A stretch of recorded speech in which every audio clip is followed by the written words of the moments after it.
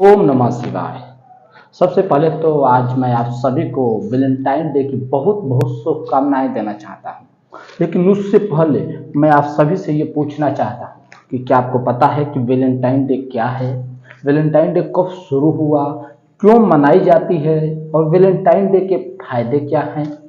अगर नहीं तो चलिए आज मैं आपको पूरा कहानी, इतिहास और अर्थ बताता हूँ। वैलेंटाइन डे क्या है, कब शुरू हुआ, क्यों शुरू हुआ, क्यों मनाई जाती है और इसके पीछे का इतिहास क्या है और इसके फायदे क्या हैं। देखिए, सबसे पहला जो सवाल है वो है कि वैलेंटाइन डे क्या है। इसे जरा ठीक से समझ लें। वैलेंटाइन डे का अर्थ है कि प्रेम का दिन।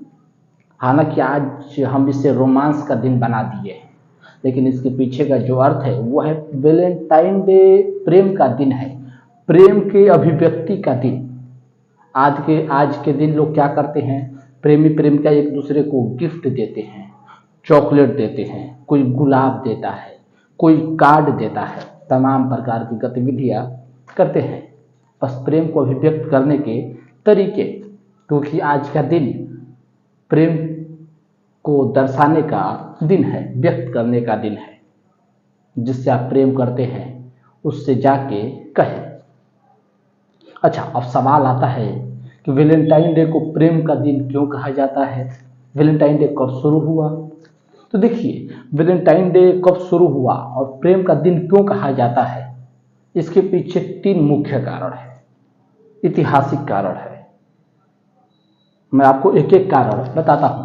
सबसे जो पहला कारण है वह है रोमन साम्राज्य के एक ईसाई संत की कहानी से जुड़ा है। पहला कारण, रोमन साम्राज्य में आज से करीब तीसरी शताब्दी में रोमन साम्राज्य में एक संत रहते थे जिनका नाम था वैलेंटाइन। वहाँ के लोग उन्हें प्यार से संत वैलेंटाइन कहते थे। जैसे हमारे यहाँ संत महात्मा होते हैं, वैसे ही वो ईसाई के पुजारी थे, ईसाई धर्म के, तो लोग उन्हें संत वैलेंटाइन कहते थे। उनका नाम था वैलेंटाइन। तो एक बार जब संत वैलेंटाइन थे तो उनके समय में जो वहाँ का सम्राट था रोमन साम्राज्य का, उसका नाम था क्लॉडियस। इंग्लिश मेरी थोड़ी हैवी है तो मैं उम्मीद करूंगा कि आप समझने की कोशिश कीजिएगा। इसलिए मुझे इंग्लिश बोलने में बहुत कठिनाई होती है, क्योंकि इंग्लिश के शब्द मैं बोल नहीं पाता, मेरे उच्चारण मिस्टेक हो जाती है, इसीलिए मैं इंग्लिश शब्दों से बचता हूँ। तो वहाँ का जो सम्राट था उसका नाम था क्लॉडियस। क्लॉडियस ने अपने देश में, अपने राज्य में, जो भी कह लीजिए, जब उसका शासन था तो उसने एक आदेश दिया अपने सैनिकों को। उसने कहा कि कोई भी सैनिक शादी नहीं करेगा। क्यों? क्योंकि उसका मानना था कि शादी करने से सैनिक कमजोर हो जाते हैं। लेकिन ये बात संत वैलेंटाइन को नहीं जमी, क्योंकि जो लोग प्रेम करते थे वो संत वैलेंटाइन के पास पहुंचने लगे।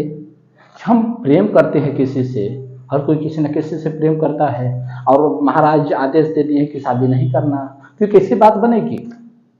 तो संत वैलेंटाइन पहुंचे सम्राट के पास और जाके बोले कि आप इस आदेश को हटाइए, जिसको नहीं करना मत करे, उसकी मर्जी, ये स्वेच्छा की मर्जी है, लेकिन जिसको करना है उसको तो करने दीजिए। तो सम्राट बिल्कुल सख्त, उसने कहा कि नहीं, क्योंकि उसको अपने राज्य देखना था, अपने राज्य का विस्तार करना था, उसको दूसरे के सुख से क्या लेना देना।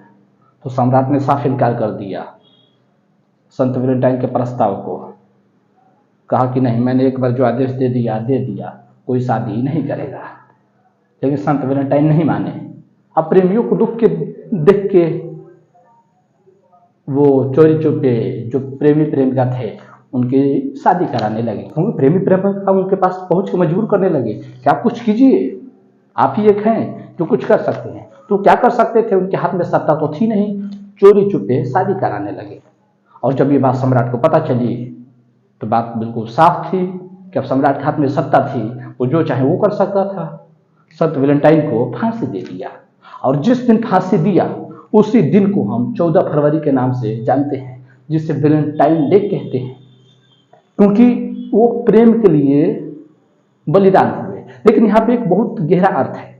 अर्थ यह है कि जिस दिन वो बलिदान हुए उसके बाद ईसाई परंपरा में वो दिन 14 फरवरी को प्रेम का दिन नहीं जाना जाता था। वो दिन 14 फरवरी का दिन सिर्फ इसलिए मनाई जाती थी क्योंकि संत वैलेंटाइन बलिदान हुए थे।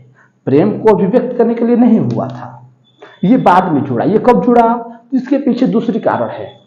उस दिन 14 फरवरी शुरुआत हुआ संत वैलेंटाइन को याद करने के लिए।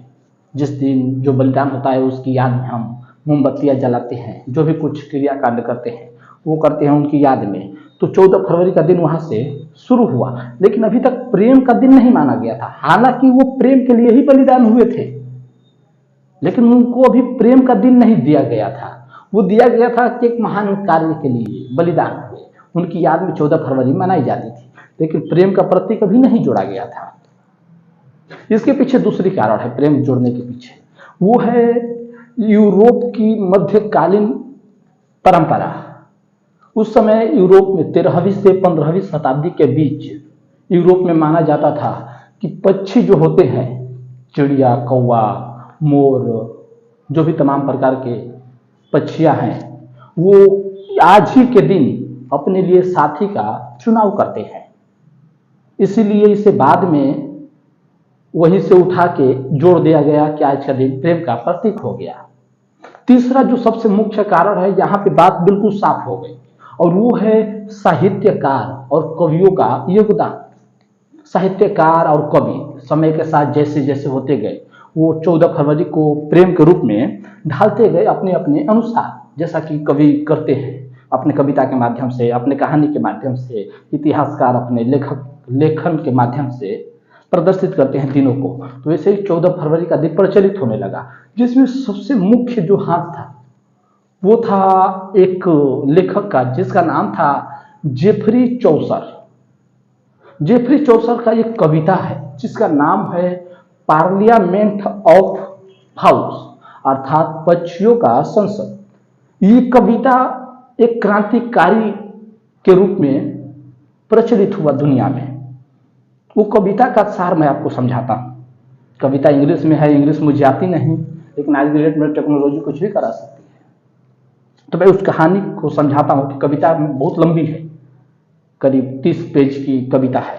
मैं आपको उस कहानी का सार समझाता हूँ।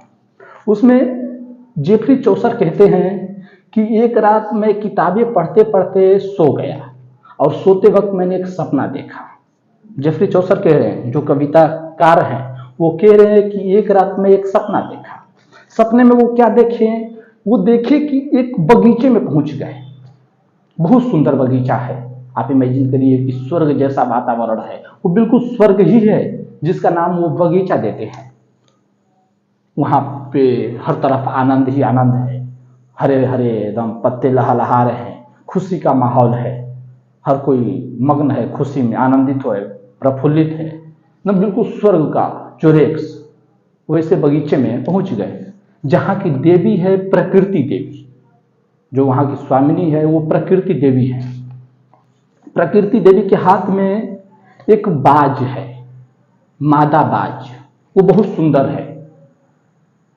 वहां हर कोई जुटा हुआ है, हर पक्षी, मोर, कौवा, गौरैया, चील, जितने भी हम पक्षियों का नाम जानते हैं, सभी पक्षियां वहां पे जुटी हुई है। सब अपने साथी के लिए जुटे हैं। वो कहते हैं कि वो दिन संत वैलेंटाइन का दिन था, जब हर कोई पहुंचा था अपने लिए साथी को ढूंढने के लिए, साथी का चुनाव करने के लिए। और जो ये लाइन था कि वो संत वैलेंटाइन का दिन था, यही से वास्तविक रूप में 14 फरवरी को हम संत वैलेंटाइन को प्रेम का प्रतीक मानने लगे। अच्छा, ये कहानी का पहले सार समझ लीजिए। वो बोले कि जब मैं सपने में देखा कि प्रकृति देवी के हाथ में एक बाज था, वहां पर सभा लगी थी सभी पक्षियों की, सभी पक्षी अपने लिए साथी चुनाव करने आए थे। प्रकृति देवी ने सबको आदेश दिया कि इस संसार में, इस ब्रह्मांड में हर जीव को, हर प्राणी को अपने लिए प्रेम और साथी चुनाव करने का पूरा अधिकार है। प्रकृति देवी कह रही है। ये वाकई बिल्कुल सिंपल सी बात है। कोई भी परमात्मा यही कहेगा कि हर व्यक्ति को अधिकार है अपने लिए प्रेम और साथी का चुनाव करे। तो प्रकृति देवी ने यही आदेश दिया। तो प्रकृति देवी के हाथ में एक बाज था, मादा बाज, वो बहुत सुंदर थी। सर्वगुण संपन्न थी। उसके पीछे 3 बाज थे, वो तीनों उससे प्रेम करने का दावा कर रहे थे। पहले ने कहा कि मैं बहुत शक्तिशाली हूं, मैं तुमसे बहुत प्रेम करता हूं, तुम मेरा चुनाव करो। दूसरे ने कहा कि मैं बहुत सुंदर हूं और मैं तुमसे प्रेम भी करता हूं, इसीलिए तुम मेरा चुनाव करो। तीसरे ने कहा कि देखो, मैं इसके जैसा ना तो शक्तिशाली हूं और ना ही इसके जैसा सुंदर हूं और ना ही मैं उच्च घराने का हूं, मैं बहुत ही निम्न घराने का हूं, लेकिन मैं तुमसे बहुत प्रेम करता हूं, तुम मेरा चुनाव करो। तो जरा आप बताएं, वो मादा बाज किसकी चुनाव करेगी? 99% लोग कहेंगे कि तीसरे का चुनाव करेगी मादा बाज, क्योंकि वो योग्य और कुशल है। लेकिन जो मादा बाज का जवाब था वो उस समय के लिए बहुत ही क्रांतिकारी था समाज के लिए। हालांकि आज के समय में वो जवाब उतना गहरा नहीं असर करता, लेकिन उस समय जब महिलाओं को अधिकार नहीं थी, सीमित दायरे में रखा जाता था, उस समय की ये कविता इतनी क्रांतिकारी विचार लेकर आई समाज में कि इतने आलोचक पैदा हुए इस कविता के कि कहा नहीं जा सकता। मादा बाज का जवाब क्या था? मादा बाज ने कहा कि मैं किसी के दबाव में आके चुनाव नहीं कर सकती। आप कह रहे हो कि ताकत है आपके पास, इसलिए मैं ताकत के दबाव में आके आपसे प्रेम कर लूं। ये कह रहा कि मैं सुंदर हूं और मैं सुंदरता के दबाव में आके इससे प्रेम कर लूं। ये कह रहा कि योग्य और कुशल है, इसीलिए मैं इसके पास बहुत सारी सुविधा है, ये मेरा जीवन खुशियों से भर देगा, इसीलिए मैं इसके पास चली जाऊं, इससे प्रेम कर लूं। लेकिन प्रेम इससे नहीं होता, दबाव से नहीं होता। प्रेम तो स्वतंत्रता से होता है, मर्जी से होता है। किस पे दिल आ जाए, एक फकीर पे भी आ सकता है, या एक सम्राट को भी कभी कभी व्यक्ति ठुकरा देता है। सिंपल सी बात है, दिल जिस पे आ जाए। एक लाइन है ना कि दिल लगी दीवार से तो परी क्या चीज है, दिल जिससे लग जाए। तो मादा बाजी ने कहा कि मैं अभी किसी का चुनाव नहीं करूंगी, मुझे 1 साल का समय चाहिए, मैं अगले वैलेंटाइन पे चुनाव करूंगी। और उसके बाद सभा खत्म हुई। जो साथी आए थे दूसरे को चुनने, वो चुने और विदाई का गीत गाते हुए वहां से जाने लगे। ये 3 मुख्य कारण थी। पहला, संत वैलेंटाइन की याद में 14 फरवरी शुरू हुआ। मध्यकालीन यूरोप की परंपरा कि बच्चे आज ही के दिन अपना साथी चुनाव करते हैं, वहां से प्रेम का प्रतीक बना और साहित्यकार और कवियों का योगदान रहा, जिसके कारण ये दिन प्रेम के प्रतीक के रूप में प्रचलित हो गया।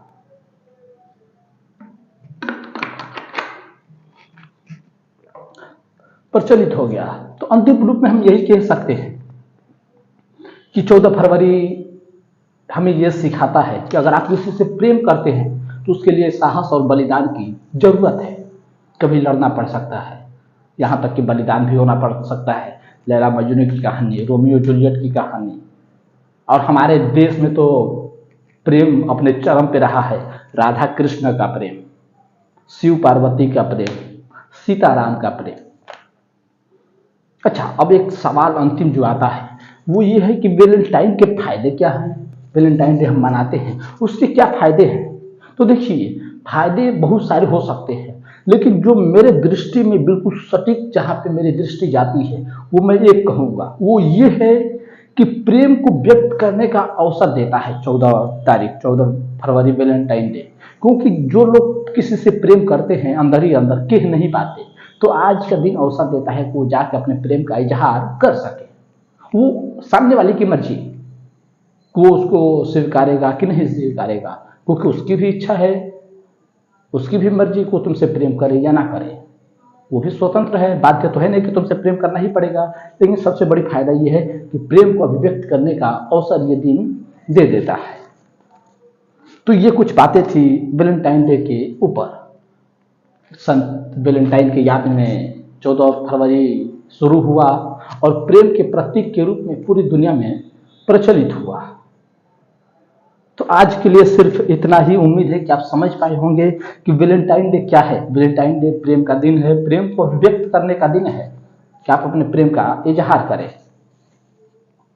ये दिन हमें अवसर देता है कि आप अपने प्रेम को सामने वाले को बताइए कि आप उससे कितना प्रेम करते हैं। तो आज के लिए बस इतना ही। फिर मिलते हैं एक और नई वीडियो के साथ, और आने वाला वीडियो होगा शिवरात्रि पे, क्योंकि कल शिवरात्रि है 15 फरवरी को। फिर हम मिलते हैं शिवरात्रि के दिन, तब तक के लिए ओम नमः शिवाय।